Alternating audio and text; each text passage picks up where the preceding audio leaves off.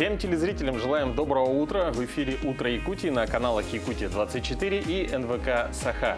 И этот утренний эфир проведем для вас мы, Катерина Винокурова и Руслан Ачиров. Середина рабочей недели, 7 апреля на календаре. В течение ближайшего часа вас ждут наши полезные рубрики. К примеру, мы узнаем, как не стать жертвой мошенников. Узнаем, что такое цифровой профиль туриста, ознакомимся с работой бизнес-инкубатора в Вилюйске, ну и узнаем, кто поднимает настроение с утра всем людям на Красной площади. Также обязательно прогуляемся по Ленинградскому зоопарку, где нас ждут хорошие новости.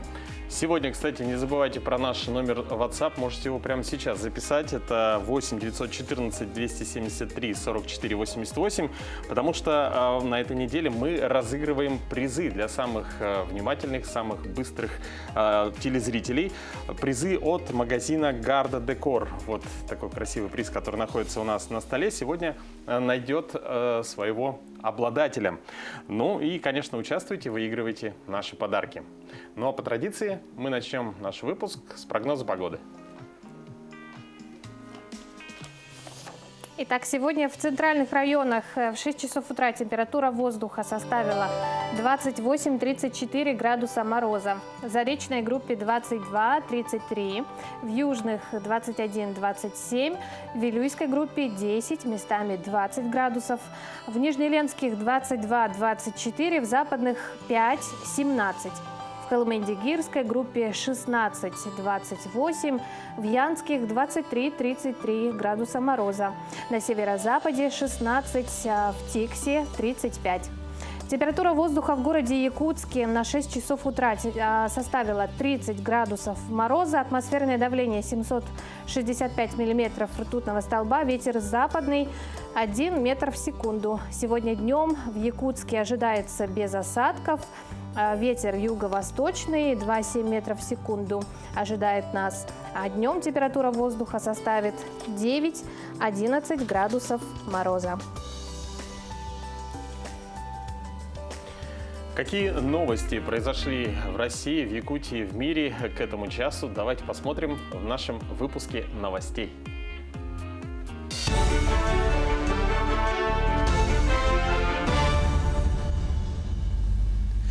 Доброе утро. Это новости на Якутии-24, в студии Влад Давыдов. Власти Якутии выделят районам средства на доставку сельхозпродукции. По информации Министерства сельского хозяйства республики, на начало года в Якутии насчитывается 21 тысяча голов свиней и 858 тысяч голов птицы всех видов. Согласно проведенной среди муниципалитетов заявочной кампании, предварительная потребность в поставке скороспелой сельхозживности составляет 34 790 голов кур-несушек, 3 770 голов поросят, а также 4 596 тонн кормов. Для организации поставки поголовья скороспелой живности и комбикормов правительство региона выделит муниципалитетам средства из регионального бюджета и возместит часть транспортных расходов с учетом удаленности и транспортной доступности районов республики. В Якутии готовятся к открытию детских оздоровительных лагерей. Будут работать более 600 учреждений в летний период с общим охватом более 42 тысяч детей. Направления работы разные, начиная от традиционных творческих и спортивных лагерей, заканчивая экологическими и техническими.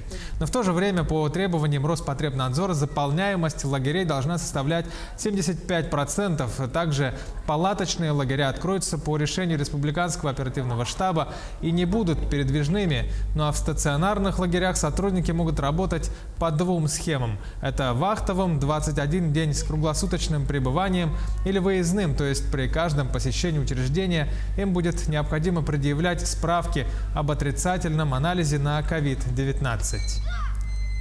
За пределы республики мы ежегодно отправляли около 2000 детей. А в этом году, наверное, скорее вот тоже с требованиями от региональных федеральных лагерей тоже будет поменьше. Пока на данное время у нас квоты выделены только на квартал, на первый квартал.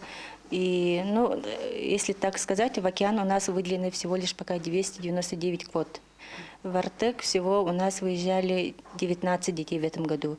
А смен у нас выделено всего лишь 52 квоты. Это только на первый квартал. Разработка сайта под названием «Дети Арктики», главная цель которого — популяризация родных языков КМНС, завершится к концу текущего года. В настоящее время ведется работа над созданием 12 разных пособий на родных языках народов Севера. Планируется, что учебные пособия войдут в программу школ, работающих на территории Арктики. Этот проект должен помочь детям в интерактивном формате обучаться своим родным языкам. Сообщается, что на платформе будут представлены интерактивные курсы, анимации, мультфильмы и подготовительные видеокурсы. Петербургский фотограф Сергей Нагибин снял на видео облако, которое как будто закручивается в спираль над заливом. Как он рассказал в своем инстаграме, поймать его удалось случайно, он рассчитывал только на красивый закат. Такие облака часто можно увидеть у берегов Австралии, они как будто катятся со скоростью до 40 км в час. Образуются они благодаря высокой влажности и давлению. Таковы новости к этому часу. Удачного вам дня. Оставайтесь и смотрите канал Якутия-24. Будьте в курсе. Спасибо коллегам. Ну а всех нас очень волнует вопрос, как поднять себе настроение утром. Один из блогеров предлагает нам следующий метод.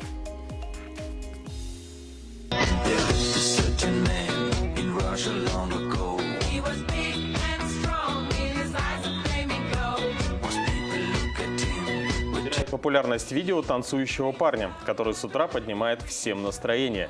Лихо пританцовывая, молодой человек зажигает под свою любимую музыку на Красной площади, в метро и на улицах Москвы. Некоторые москвичи, которые утром спешат на работу, весьма настороженно смотрели на утреннего танцора. Однако уже после нескольких танцевальных движений танцору все-таки удалось растопить сердца прохожих. Они стали снимать его на камеру, а некоторые даже пытались повторить его движение.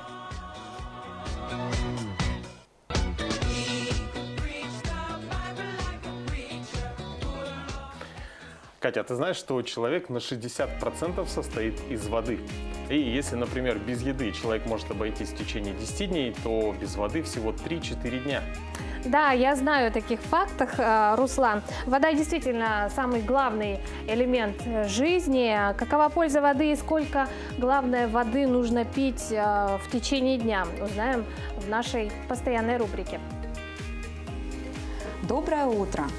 Вода – основа нашей жизни. Как известно, человек не может прожить без воды больше 4 дней, а потеря жидкости всего лишь на 1% вызывает жажду.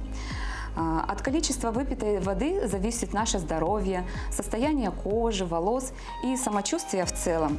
Вода участвует во всех жизненно необходимых процессах, таких как обмен веществ, терморегуляция, регуляция артериального давления, пищеварение, кроветворение. Необходимо пить чистую воду. Чистая вода считается прошедшая фильтрацию. Идеальным напитком считается вода комнатной температуры или слегка теплая, выпитая небольшими глоточками. Потребление большего количества жидкости рекомендуется при занятии спортом или физических нагрузках, при болезни, когда повышается температура, при посещении бани или сауны, также при приеме некоторых лекарственных препаратов, при кормлении грудью, при авиаперелетах, при приеме диуретиков, также при рвоте и диарее необходимо пополнить водный баланс. Недопустимо бесконтрольно и много принимать минеральную воду, так как она обогащена солями и минералами. Вычислить необходимый объем потребляемой жидкости необходимо, учитывая возраст пациента, хронические заболевания.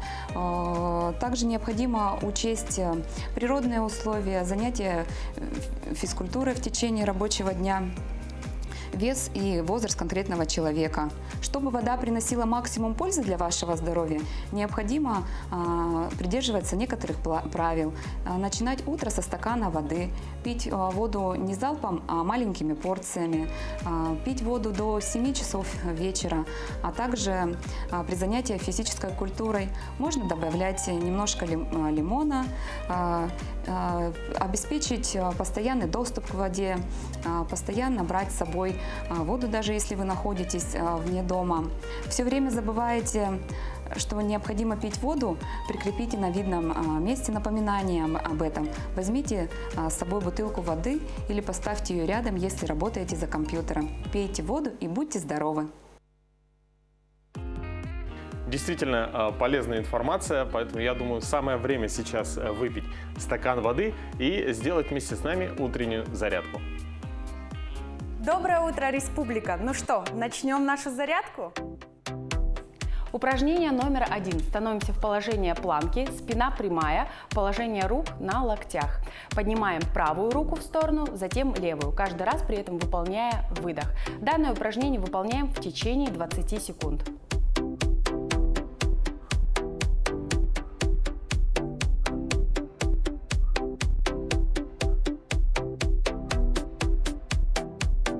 Упражнение «Подъем ног». Данное упражнение является связующим между первым и следующим упражнением. Выполняем на 10 секунд в темпе, при этом каждый раз, поднимая колено, делаем выдох. Упражнение номер 3. Становимся в упор на прямые руки.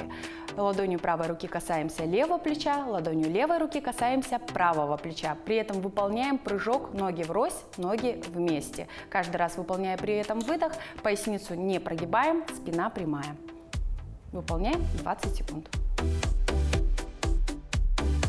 Упражнение номер 4. Такое же, как и номер 2. Выполняем подъем ног. Каждый раз при подъеме колена мы делаем выдох. Выполняем 10 секунд. Упражнение номер 5. Становимся в положение планка на локте. Спина прямая, поясницу не прогибаем. Опускаем таз вправо, затем влево. Каждый раз выполняя при этом выдох. Данное упражнение делаем 20 секунд и затем повторяем весь комплекс еще на 2 подхода.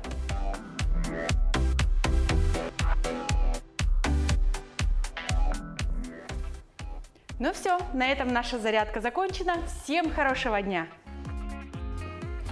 Поддерживать себя в хорошей форме помогает утренняя зарядка и активный образ жизни. Но есть также профессиональные спортсмены, для которых физические упражнения – это ежедневный процесс. А так в Якутске проходит чемпионат и первенство России по кикбоксингу, где принимают участие порядка 380 спортсменов из более 40 регионов нашей страны. Соревнования проходят в Центре спортивной подготовки с 6 по 10 апреля. Чемпионы России завоюют право представлять честь сборной страны на чемпионате мира. И сегодня у нас в студии в гостях главный судья соревнований, двукратный чемпион Европы и мира Игорь Кубаев. Игорь Анатольевич, доброе утро. Доброе утро. Ну, стоит отметить, что наша республика давно не принимала такое количество спортсменов. Это 500 участников, 39 регионов. Интересно, почему выбор пал именно на столицу нашей республики, город Якутск? Вы знаете, две знаменательные даты в 2021 году. Первая знаменательная дата – это ровно 30 лет назад якутский кикбоксер первым в истории СССР стал чемпионом мира по кикбоксингу. Это Александр Иванов. И так совпало, что именно в этом году Федерация кикбоксинга России празднует 30-летний юбилей. И именно к этому событию было приурочено проведение чемпионата и первенства России в разделе К1 именно в городе Якутске. Скажите, вот в Якутске собрались самые сильные файтеры, да, бойцы, титулованные спортсмены. По итогам первого дня чемпионата в разделе К1 5 якутских спортсменов смогли пройти дальше в полуфинал. Как вы оцениваете их результаты и есть ли уже такие определившиеся лидеры? Ну, вы знаете, кикбоксеры Республики Саха-Якутия всегда входили в сборную России, всегда определяли и были костяком сборной России. Я думаю, что и на этом чемпионате и первенстве России будут свои чемпионы и победители первенства России, которые укрепят нашу сборную России, которая уже осенью выступит на чемпионате мира. Оцениваем позитивно, положительно. Ждем кикбоксеров Республики Саха-Якутия в сборной команде России. Но Федерация кикбоксинга одна из самых авторитетных, считается в мире, да? Наши участники, российские спортсмены, участники многих международных соревнований. Какие ближайшие планы у Федерации? Ближайшие планы у нас титул команды номер 1 в мире отстаивать, потому что европейские страны, страны со всего континента с нами считаются, нас побаиваются, самое главное, нас уважают. И ближайшие планы – это по итогам чемпионата и первенства России отобрать сборную команду России, в летний период провести должную подготовку. Это учебно-тренировочные сборы, общефизической подготовки, специальной физической подготовки. Осенью будет сбор уже по подготовке к чемпионату мира, где мы должны уже подготовить наших кикбоксеров оптимально к физической и психологической форме. И уже на чемпионате мира показать результат. Кикбоксинг – это красивый и зрелищный вид спорта. Насколько он популярен среди молодежи? Вы знаете, очень популярен, и именно раздел, который сегодня представляет Федерация кикбоксинга России в Республике Саха-Якутия, это раздел К1. Он сегодня является востребованным. Сегодня все профессиональные промоушены именно культивируют этот раздел вид спорта. Это красивый, динамичный раздел, где у нас присутствует школа бокса руками, удары коленями, удары лоу-кик в область бедра и вся кикбоксерская техника ногами. Зрелищно, красиво, и именно этот раздел топовый. И именно было принято решение данный раздел провести именно в Республике Саха-Якутия, чтобы показать молодому поколению, жителям Республики Саха-Якутия, насколько наш вид спорта красивен и динамичен. Игорь Анатольевич, но чего вы сами ожидаете от чемпионата? И вообще поделитесь вашими впечатлениями уже о прошедших 2 днях и в целом о нашем городе. Вы знаете, я впервые нахожусь в городе Якутске. Впечатления самые положительные. Несмотря на большую разницу во времени, мы, как и кикбоксеры, проходим адаптацию, но на самом деле мы поражены гостеприимством, высоким уровнем соревнований, высокой организацией соревнований. И вчера на открытии, когда видишь, что правительство Республики Саха-Якутия, Министерство физической культуры и спорта, партнеры Федерации Республики Саха-Якутия по кикбоксингу поддерживают данную федерацию, я думаю, что у кикбоксеров Республики Саха-Якутия при такой поддержке большое будущее. Действительно, да. Вы видели наши медали, они такого национального характера, да? Что можете сказать? Вы знаете, это изюминка проводящей стороны. И я думаю, что те кикбоксеры, которые станут призерами и победителями данных соревнований, я думаю, что они будут действительно удивлены, и им будет приятно получать такие медали, которые со своей изюминкой, со своим коленкором, я думаю, что это будет здорово. Игорь Анатольевич, благодарим вас за участие в нашем эфире. Действительно, Якутия не раз проводила довольно крупные соревнования за свою историю. И думаю, все пройдет на высшем уровне. Отличного вам дня. Спасибо. Спасибо. Ленинградский зоопарк с утра спешит поделиться хорошей новостью. На днях на свет появился детеныш капибары. У пары Ермак и Кайса в марте родился чудесный малыш. Он очень быстро стал самостоятельным, хотя все еще сильно привязан к родителям. Детеныш уже гуляет, употребляет взрослую еду и сам выбирает места для отдыха. Но спать приходит к матери под бок и часто играет с папой. Пока определить пол новорожденного сложно, но для этого нужно подождать, пока он еще немного подрастет. Наши коллеги на этой неделе находятся в командировке в Нерингре. Мы ждем от них интересные сюжеты и репортажи об истории этого удивительного края. И мы объявляем конкурс, связанный с историей города. Внимание, вопрос. На сколько лет Нерингри моложе города Якутска? Вот такой вопрос. И вот приз, который находится перед нами. Да, замечательная ваза, которая украсит вашу квартиру, ваш дом. Ну, а далее мы немножко прервемся, после чего продолжим наш эфир.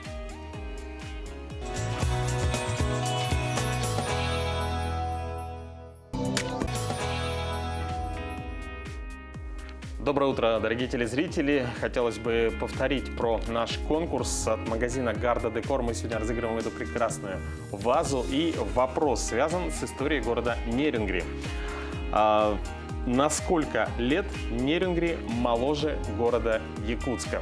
Ваши ответы мы ждем на наш WhatsApp номер 8 914 273 44 88. Есть уже первые ответившие, но пока правильного ответа, к сожалению, не поступило, поэтому принимайте активное участие.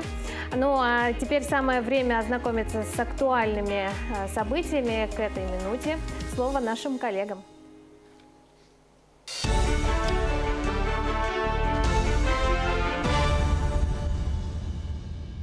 Это канал Якутия-24, в эфире новости, в студии Влад Давыдов.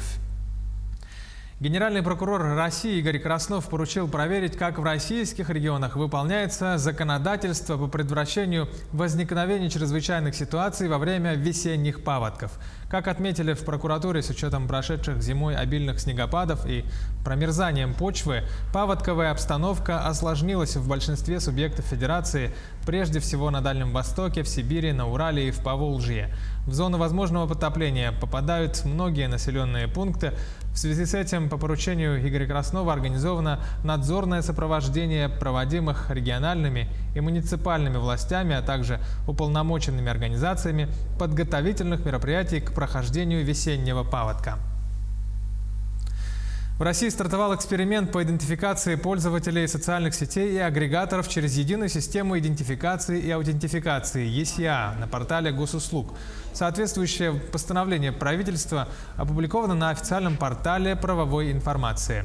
Согласно этому документу, россияне, которые используют соцсети, онлайн-магазины и другие платформы, смогут проводить сделки в интернете без дополнительной регистрации на других площадках, если у них уже есть аккаунт на портале Госуслуг. В рамках Года здоровья в республике в Якутске организована ярмарка вакансий здравоохранения в Арктике. В этом году мероприятие стало электронной площадкой для работодателей и соискателей должностей не только в республике, но и в других регионах России. Цель этой ярмарки – оказать содействие учреждениям арктической зоны Якутии, в числе которых 13 районов, подобрать квалифицированных молодых специалистов, а также создать кадровый резерв. Представители арктических районов проводят онлайн-собеседования. Соискатели, в свою очередь, могут узнать актуальную информацию об открытых вакансиях в учреждениях здравоохранения, о возможных льготах, характере и условиях работы и, конечно, задать напрямую вопросы своим будущим возможным работодателям. 6 работодателей. Из таких улусов это Абыйского, Аллайховского, Анабарского, Верхоянского, Среднеколымского и Усьянского улусов. Сами главы районов будут также информировать соискателей о своем районе, улусе. Также главные врачи будут рассказывать, какие у них есть вакансии, какие требования у них. И каждый соискатель может задавать им вопросы. И далее, значит, конечно, самый главный результат – это будет трудоустройство. И те люди, которые, допустим, вот находясь в любой точке нашей республики, могут быть трудоустроены благодаря данной ярмарке. В нашем волшебном мире, так называется детская книга, презентация которой прошла в Якутском медиацентре. Авторами стали девочки-инвалиды, жительницы Якутска. Автор текста Валерия Аммосова. Девочка имеет непростой диагноз, она не говорит и прикована к инвалидной коляске. Однако это ей не помешало окончить школу, а затем и техникум инвалидов. А вот яркие сказочные иллюстрации принадлежат Полине. Сегодня девушка учится в Национальном социально-педагогическом колледже. В ее планах карьера художника-мультипликатора. В сборник вошли 5 сказок, героями которых стали обычные люди, а также волшебные существа. Цель этого проекта – помочь детям и подросткам с ограниченными возможностями здоровья реализовать себя в разных сферах жизни, показать, что любые мечты осуществимы. Дети с непростыми диагнозами, но чрезвычайно талантливые. И вместе с моей коллегой, журналисткой Вероникой Чупровой, мы решили сделать этот проект, то есть помочь талантливым детям реализовать себя. Вот, в частности, выпустить эту книгу. Проект благотворительный целиком. Мы хотим сделать вот этот выпуск этой книги первым шагом в каком-то большом потом проекте, который будет заниматься именно талантливыми ребятишками. Таковы новости к этому часу. Удачного вам дня. Смотрите Якутию-24. Будьте всегда в курсе. Спасибо коллегам. А наш эфир продолжает наша ежедневная рубрика «Якутия. 20 лет в 21 веке». В ней мы вспоминаем, какой путь прошла наша республика за последние 20 лет, что изменилось за это время, какой была наша жизнь и какой она стала. На прошлой неделе мы говорили об образовании, ну а сейчас мы поговорим о цифровизации и развитии информационных технологий. Сегодня речь пойдет о том, как интернет и цифровые сервисы приходят в поселки и села нашей республики и как это меняет жизнь жителей.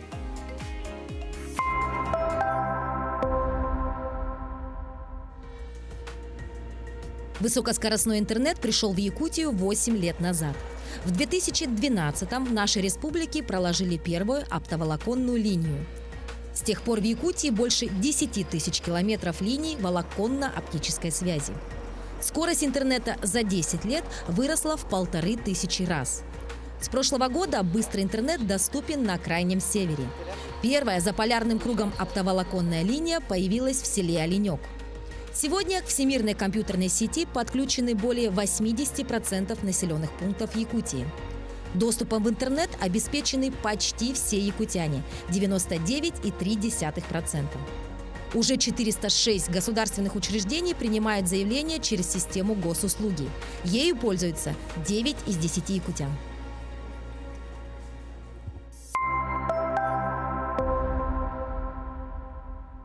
Да, для людей, проживающих в отдаленных поселках нашей республики, интернет – это не только общение с близкими, это и новые знания, и даже здоровье.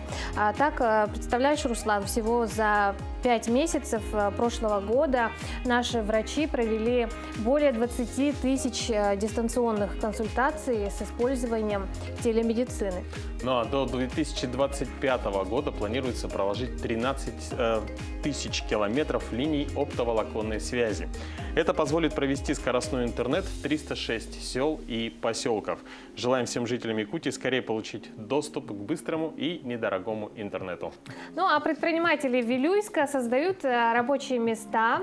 Для поддержки предпринимателей в городе Вилюйске работает бизнес-инкубатор, где резиденты инкубатора в течение 3 лет развивают свой бизнес.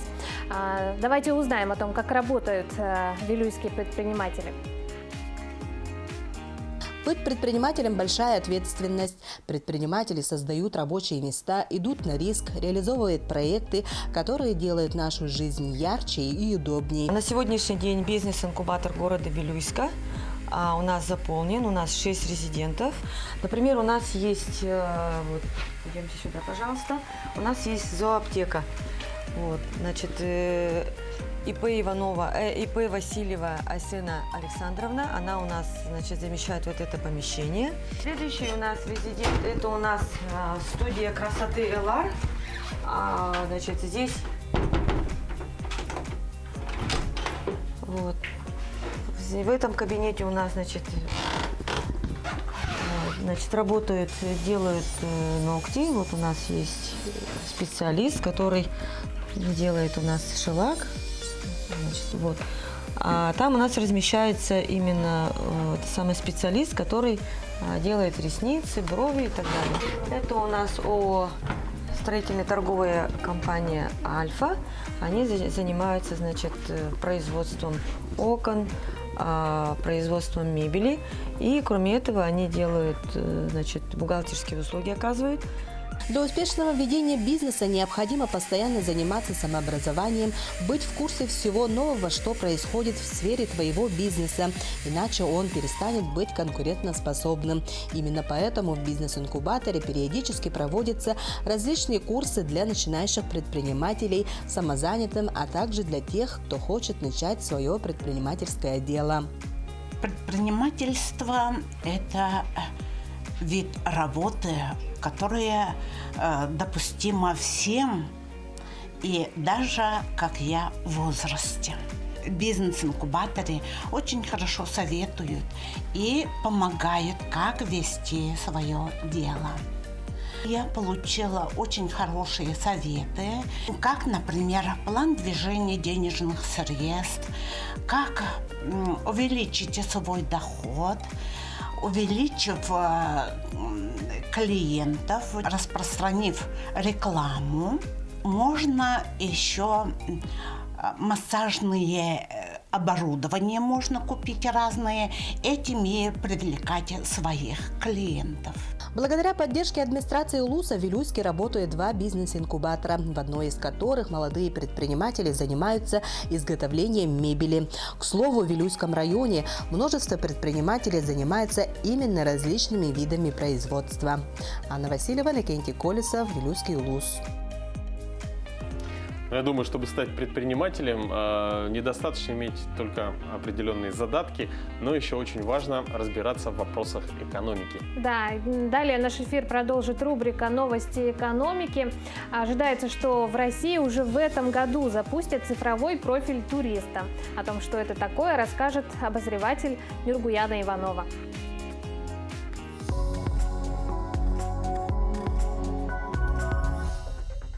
В России создадут цифровой профиль туриста. Проект разрабатывает Ассоциация больших данных. В нее входят Яндекс, Mail.ru Group, Сбербанк, ВТБ, Мегафон, Ростелеком, МТС, Вимпелком, Киви, Магнит и другие. Цифровой профиль туриста позволит повысить эффективность туристической инфраструктуры как с точки зрения развития внутреннего туризма, так и в части привлечения иностранных путешественников. Обезличенные банковские данные позволят государству и бизнесу понять, как развивать те или иные территории. В части транспортной инфраструктуры, гостиничного сегмента, индустрии развлечений и общепита. Уточняется, что ассоциация не будет собирать данные о конкретном человеке, а будет обезличивать их. Ассоциация рассчитывает запустить пилотный проект к концу второго квартала 2021 года. Завершить исследование планируется в 2022 году. Стоимость развертывания пилотного проекта составит около 10 миллионов рублей. Россия может выйти на плато по количеству частных инвесторов в районе 20-25 миллионов. По оценкам аналитиков, это произойдет к 2023 году или к 2025 году. Рост числа инвесторов зависит от многих факторов. Например, от того, насколько быстро страна преодолеет коронавирус, насколько быстро начнет восстанавливаться российская экономика и доходы россиян. Отметим, что в феврале этого года в России открыли более 883 тысяч брокерских счетов, а по итогам того же месяца их было 10 миллионов. При этом многие счета были достаточно активны. В первом квартале 2021 года в России зафиксировано 1529 лжебанков, которые маскируются под сайты кредитных организаций. Их число выросло на 20% по сравнению с аналогичным периодом 2020 года. По данным экспертов, число фишинговых сайтов растет, потому что это самый дешевый и массовый способ атаки на граждан. В прошлом году преступники активизировались на фоне массового перехода на удаленную работу и пока не сбавляют темп. В кредитных организациях пояснили, что на мошеннических сайтах у россиян выманивают данные банковских карт или сведения для входа в аккаунт кредитной организации. Кроме того, злоумышленники зарабатывают на комиссиях или страховках, которые якобы необходимы для получения услуг на выгодных условиях.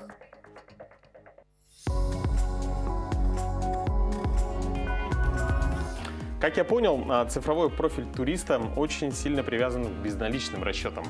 Интересный факт: якутяне при оплате товаров и услуг больше стали предпочитать безналичную оплату.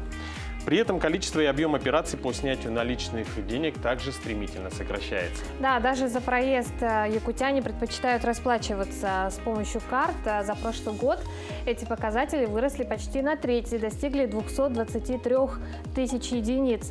Насколько безопасны безналичные расчеты и что нужно знать, чтобы не стать жертвой мошенников, узнаем далее. Итого оплачу 4798.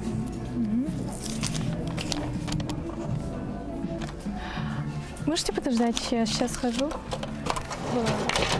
За разменом схожу. Проблема со сдачей с наличных в магазинах сейчас уже не редкость. Большинство предпочитают оплачивать бесконтактным способом, то есть картой, телефоном через Apple Pay.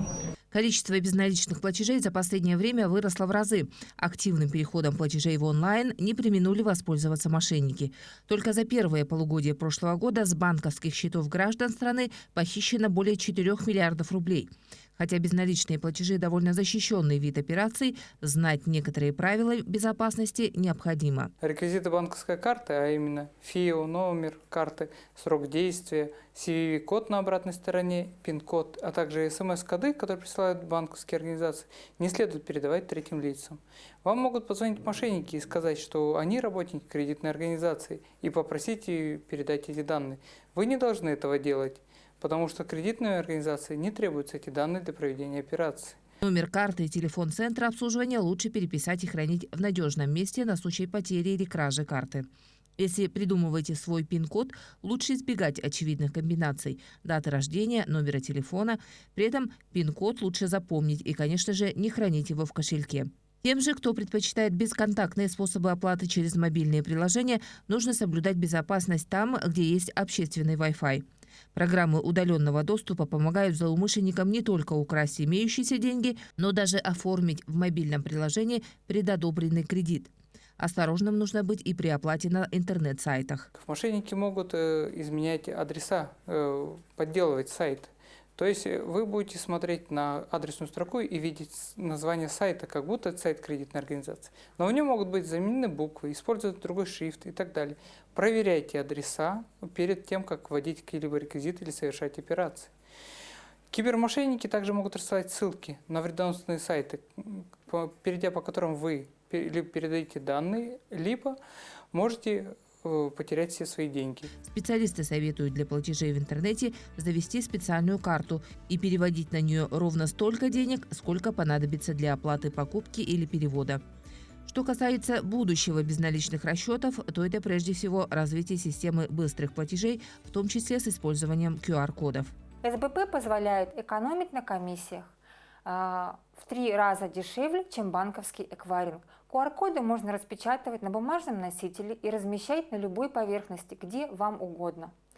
Подключиться и использовать систему быстрых платежей удобно и просто. Но несмотря на то, что современные технологии имеют высокую степень защиты, злоумышленники находят способы их обойти, в первую очередь пользуясь доверчивостью и незнанием граждан. Так что станете ли вы жертвой мошенников или сразу распознаете злоумышленника, всецело зависит от вашей осведомленности. Туяра Филиппова, Семен Семенов, Якутск. Доброе утро! 7 апреля на календаре. Сегодня свой день рождения празднует Рунет. Ему исполняется 27 лет. В 1994 году он был зарегистрирован domen.ru. Ну а какими еще датами и событиями ознаменован день 7 апреля, узнаем в нашей рубрике. 7 апреля Всемирный день здоровья отмечается ежегодно в день создания в 1948 году Всемирной организации здравоохранения. Ее членами стали 194 страны. Сегодня также день рождения Рунета. 7 апреля 1994 года для России был зарегистрирован domen.ru. 7 апреля – День памяти погибших подводников. Дату отмечают в годовщину гибели экипажа атомной подводной лодки Северного флота «Комсомолец» в 1989 году. Также сегодня Благовещение Пресвятой Богородицы. На Руси считалось большим грехом браться в этот день за любое, даже самое малое дело. 7 апреля 1795 года во Франции принят закон о введении метрической системы мер, который определил также единицы длины – метр и массы – килограмм. В 1827 году в этот день английский фармацевт Джон Уокер впервые продал спички, какими мы их знаем сегодня. Свое изобретение он придумал случайно, смешивая химикаты. 7 апреля 1934 года – День образования государственных органов рыбоохраны России. В 1915 году в этот день родилась Билли Холидей, американская джазовая певица. 7 апреля 1930 года родился Ив Роше, французский предприниматель, создатель компании Ив Роше. В 1939 году появился на свет Фрэнсис Коппола, американский кинорежиссер, сценарист, продюсер и бизнесмен. 7 апреля 1949 года родилась Валентина Матвиенко, советский и российский государственный деятель, политик и дипломат. В 1954 году 7 апреля родился Джеки Чан, китайский и американский актер и каскадер, кинорежиссер, продюсер и сценарист. 7 апреля 1962 года родился Михаил Круг, советский и российский певец, шансонье и поэт. В Якутии сегодня празднуют 80 лет со дня рождения Афанасия Федорова, актера, режиссера, члена Союза кинематографистов России и Якутии, заслуженного артиста Якутской АССР, заслуженного работника культуры России. Именины в этот день отмечают Сава и Тихон. События прошлого навсегда остаются в истории, но и на данный момент происходят события, о которых будут вспоминать и говорить. конце марта в Якутске состоялось еще одно яркое событие в сфере искусства. В Доме художника открылась персональная выставка якутской художницы, всем известной Миры Аргуновой. Эксперты уже называют ее одной из самых интересных и современных художников в нашей республике. Мира Аргунова сегодня в нашей студии. Мира, доброе утро, очень рада тебя видеть. Доброе утро, взаимно. Но те, кто посетил выставку, да, заметили, что она охватывает уже несколько жанров, да? Как вот тебе удается работать в этих жанрах? Говорит ли это о том, что ты все еще ищешь себя? Ну, вообще я себя как бы еще не теряла, чтобы искать. Шутка. Так, в целом хочу сказать, что эта выставка – это во многом итог моего обучения на отделении станковой живописи в Арктическом государственном институте культуры и искусств. Поэтому хотела бы выразить свою благодарность лично ректору Сарглане Семеновне Игнатьевой, своей кафедре, моим кураторам Марьяне Михайловне Лукиной и Джулустану Афанасьевичу Байтунову, всем моим преподавателям. Без них, без их поддержки, без их личного участия, я думаю, не состоялось бы ни одной моей выставки. Что касается жанров, дело в том, что я вижу красоту в разных вещах. Это может быть природа, это могут быть предметы и, конечно же, это люди. Поэтому действительно я работаю во всех жанрах. При этом самое интересное, я думаю, это портрет, поскольку портрет – это показатель ума, таланта и зрелости художника. Для написания портрета требуется напряжение всех сил. Невозможно расслабиться. Если расслабишься, можно потерять какие-то детали. Каждый портрет, это, если сравнивать со спортом, это как прыжки в высоту. То есть каждый портрет – это такая планка, которую хочется взять. И хочется сделать каждый портрет точь-в-точь, чтобы не только внешнее сходство, но и внутренний мир передать хорошо. Да, это действительно сложно работать в нескольких жанрах. Это только подтверждает этот профессионализм, я думаю. Благодарю. Мира, у вас есть свой творческий принцип – это писать с натуры. Да. Вы писали картины в горах, работали при плюс 10 градусах и при плюс 35 градусах. Как вы передаете увиденный кадр на холст? Даже теперь, даже при минус 6 у меня было вот во Владивостоке. То есть, уже обновленная информация. Минус 6.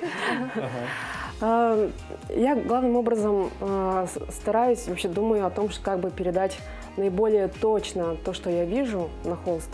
И в такие моменты я действительно совершенно не ощущаю ни холода, ни ветра, ни каких-то других трудностей. То есть я полностью ухожу в творчество, и все вот эти моменты окружающей среды начинаю замечать только когда работа уже окончена. Очень интересно, вот откуда ты черпаешь свое вдохновение все-таки? Ну, я думаю, что так прямо вот вся жизнь дарит мне вдохновение, высшие силы меня направляют. Всегда как будто Вселенная сама подает мне знаки. Их нужно только заметить, да, разгадать. Считать и уловить, и не упустить. Надо сказать, что у нас с Мирой одинаковое образование, мы учителя английского языка. Да, интересно. Почему ты стала художником? Почему не стала преподавателем?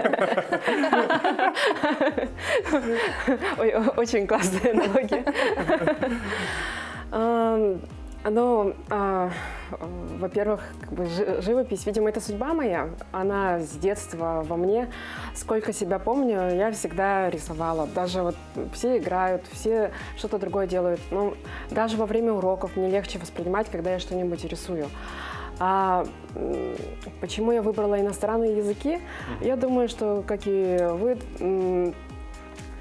на самом деле большой авторитет оказало мнение моей мамы, потому что она очень сильно всегда любила иностранные языки. Она меня убедила, что без иностранного языка я не смогу путешествовать. А как вы видите по моим работам, я путешествовать очень люблю. Да. Поэтому выбрала сперва эту специальность, живопись – это моя судьба. А как вообще пришло понимание того, что ты хочешь стать художником? Был какой-то момент, это было вдохновение, или это был какой-то постепенный процесс? Вот, если честно, мне кажется, что это прямо вот с самого, сколько я себя помню, как в детстве еще в садике же спрашивают, кем ты будешь. У меня вообще вопросов не было, я всегда говорила художник, Вот потом действительно английский язык очень сильно меня увлек. А так, да, у меня это вот сколько я себя помню, меня всегда очень сильно восхищало и привлекало вот именно изобразительное искусство, именно живопись маслом, мазки эти. Даже самый ранний сюжет обо мне на телевидении был снят, когда мне было 2 года. Журналистов сильно впечатлило, что такой маленький ребенок изучает картину очень детально. То есть с самого детства. Да. Скажи, ты отметила, что во Владивостоке при минус 10? При минус 6. При минус 6. По ощущениям минус 30. Минус 30, да, мы знаем эту погоду. Как ведут себя краски? Ты рисуешь маслом вот в такую в низкие температуры? Да, и сколько вот времени, это же достаточно продолжительно, да, сколько-то часов должно, да, на морозе стоять. Да, но краски вначале себя ведут хорошо, поэтому очень важно наработать очень быстро. Это нарабатывается большой практикой. А постепенно, да, на холоде они начинают терять свою пластичность, становятся такие, как пластилин. Поэтому, конечно, если хочешь эпатировать, можно говорить, что ты и при минус 50 рисуешь, но никто ведь не смотрит на результат. А если тебе важен результат, то я думаю, да, там есть определенные ограничения по температуре. Мира, ну, возвращаясь к выставке, я думаю, зрителям, которые еще ее не посетили, будет интересно узнать, а какие из выставленных работ, может быть, твои любимые, которым у тебя особенно лежит душа, возможно. Я думаю, что вообще мои любимые картины — это всегда те картины, над которыми я работаю в данный момент. То есть поэтому они и появляются. Не всегда хочется их как бы... Каждый раз какая-то новая мечта, новая планка, новая высота. И, соответственно, на выставке, наверное, самые любимые — это самые новые картины. И, кстати говоря, более половины картин сейчас экспонируются впервые. И на следующей выставке многих из них не будет, поскольку у меня принцип на каждой новой выставке не менее 30% это новый контент. Поэтому если кто-то пропустит, то пусть потом не жалуется, что какие-то картины уже не увидит никогда, может быть. Прекрасно. Мира, как бы ты написала «Доброе утро»? Доброе утро. Я себе представляю такое чистое небо, солнце и, наверное, море или река. Вот как-то так. Прекрасно. Ну, мы благодарим тебя за то, что ты сегодня пришла к нам в гости. Желаем успешности, чтобы прошла выставка, чтобы было много посетителей. Да, также напомним, что выставка проходит в Доме художника до 18 апреля. 18 апреля, поэтому успевайте. Руслан, ты уже посетил? Я еще нет. Я тоже к своему стыду еще не посетила, поэтому в эти выходные обязательно пойдем. Буду вас ждать. Спасибо, что пригласили. Спасибо, Мира. Удачи, творческих успехов. Спасибо. Ну, а любимый музыкальный инструмент не может работать вечно, однако при правильном использовании жизнь его можно продлить. Даже незначительную неисправность способны определить представители такой профессии, как настройщик фортепиано. В Ленске такой мастер один — Геннадий Курапов. С ним встретились наши коллеги.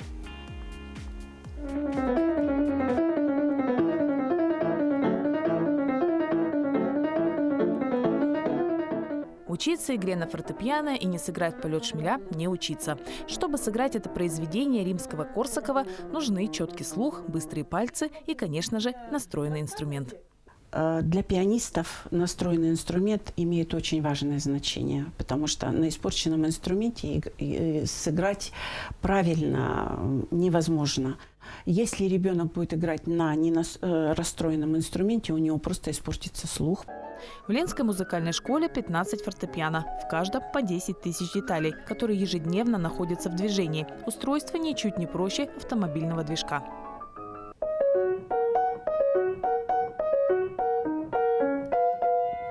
Из-за высокой игровой нагрузки фортепиано в музыкальных образовательных учреждениях быстро расстраивается, и поэтому нужно быстро устранить неполадки, чтобы продолжить работу на инструменте. С этим сможет справиться фортепианный мастер. Геннадий Курапов профессионально настраивает фортепиано 30 лет. Его задача – ноту за нотой привести инструмент к идеальному звучанию. С помощью маленького резинового клина специалист зажимает струны, а стержень для их натяжки, колки, подкручивает настроечным ключом. Но самое точное орудие Геннадия – конечно, слух. Те, кто без музыкального образования, мы все равно и теорию музыки проходили, все это естественно. Вот. Но самое главное, надо иметь просто внутризонный интонационный слух. Это необычный слух, потому что надо уметь слушать колебания. музыкальный, музыканты их не слышат. Учеников у Геннадия Михайловича нет. В Ленске он единственный специалист. Невостребованной профессию настройщика делает технический прогресс. Лакированные инструменты уступают место электронным собратьям, не нуждающиеся в настройке. Однако музыканты уверены, никакая электроника не в состоянии заменить звучание классического инструмента. Может, все-таки профессия не умрет? Марина Крутихина, Олег Соснин, телеканал «Алмазный край». Скоро, совсем скоро в России состоится очень необычное событие – симфонический концерт для животных.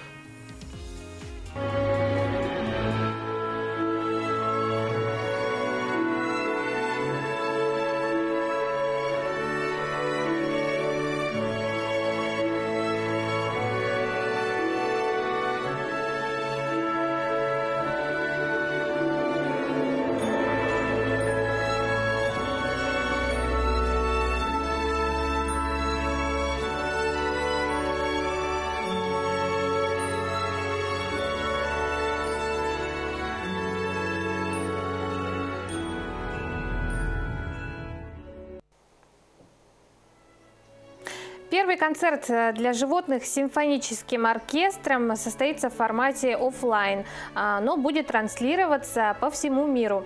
На концерте будут исполнять музыку современного композитора Сергея Желудкова. Подобранная для концерта музыка вызывает эмоции, пробуждает чувства и положительно влияет на живых существ. Концерт был назван «На равных» не просто так, а с целью напомнить, что животные такие же равноправные обитатели планеты, как и люди. Они также могут испытывать боль, обладать сознанием. Репетиции концертов проходили с участием четвероногих любимцев. Все понимали, что животные также участвуют в процессе прослушивания музыки и не присваивали музыку себе, а передавали ее животным. На репетициях царит гармония и спокойствие, которое сближает всех участников. В финале концерта по задумке будет хор людей и животных. Закончится он биением сердца.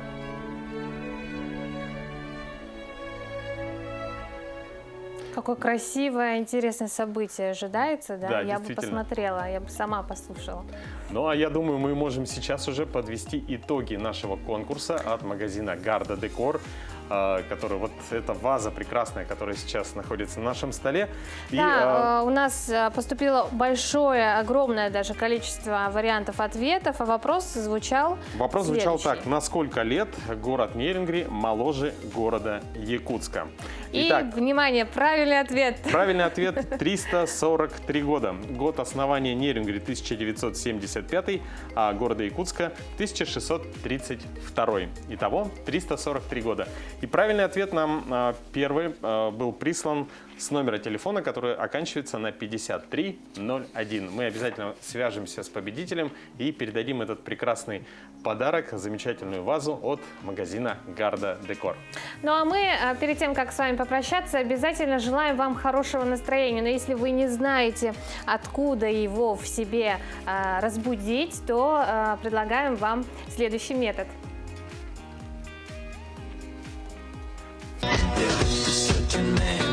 Russia long ago. He was big and strong, in his eyes a flaming glow. Most people look at him with terror and the fear. But to Moscow chicks, he was such a lovely dear. В сети набирает популярность видео танцующего молодого парня, который с утра поднимает всем настроение. Лихо пританцовывая, молодой человек зажигает под свою любимую музыку на Красной площади и в метро, а также на улицах Москвы. Некоторые москвичи, которые утром спешат на работу, весьма настороженно смотрят на утреннего танцора. Да, однако уже после нескольких танцевальных движений танцору удалось растопить сердца прохожих. Они стали снимать его на камеру, а некоторые даже пытались повторить его движение.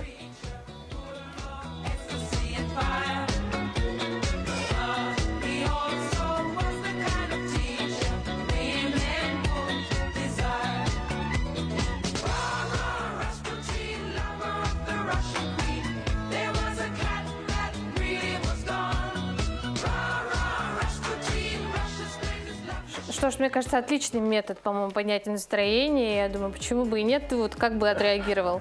Я бы отреагировал позитивно. Мне вообще кажется, что в Якутске нам не хватает таких позитивных людей, которые могли бы, да, допустим, дарить радость. Ну, я вот против таких вот жестоких каких-то пранков, розыгрышей, да, с прохожими и Да, так здесь далее. все позитивно. Я бы даже присоединилась к нему. Да, например, мне очень приятно слышать, когда играют музыканты на улице, да. Почему бы и такие вот танцоры не появились на улицах наших Отличная городов. атмосфера. На этом мы с вами прощаемся. Желаем вам отличного, хорошего дня, чтобы вы обязательно его вечером вспоминали с улыбкой. И каждое утро на канале Якутия 24 НВК Саха. До новых встреч!